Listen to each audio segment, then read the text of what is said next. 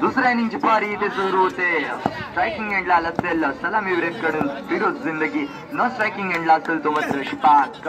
वैदिक खात्यातलं पहिलं संघाच्या वतीनं पहिले षटक स्मिथ शिवलकर, पण त्यांचा ओव्हर द राईटम राऊंड विकेट मारा करेल.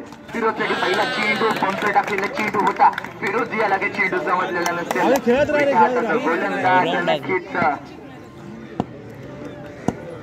वेगवान गती होती चेंडूला. फिरोज याला काही चेंडू समजला नसेल. यावेळेला अप्रतिम चेंडू बॅटची कडा चेंडू डिक्लेरेशन बॉक्स मध्ये ट्रॅव्हल झाला. जाहीर क्षेत्राच्या स्वरूपामध्ये एक धाव मात्र रोखू नाही शकत. तिकडे मात्र गोलंदाज स्मिथ शिवलकर. नक्कीच अनेकदा रत्नागिरीमध्ये आपण टुर्नामेंट पाहिले गेले असतील तर स्मिथ शिवलकर एक गाजलेला आपला दोन फलंदाज गोलंदाज आपण ओळखलं, त्याचीच एक कीर्ती आपण इथे पाहू शकतो. नक्कीच पुन्हा एकदा सिंगल ड्राईव्ह केलेला चेंडू एका धावासाठी जातो. एका धाव्याने समाधानी व्हावं लागेल फिरोज याला. पुढचा चेंडू स्मिथ याचा. नक्कीच या चेंडूवरती 2 धावा. धावसंख्या झटपट बदलते.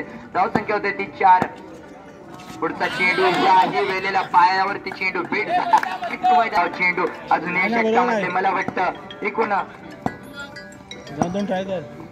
2 चेंडू बाकी असेल. 2 चेंडूंचा कशा प्रकारे समाचार घेतो पाहूया. चेंडू झाला परार. नक्कीच 4 धावा.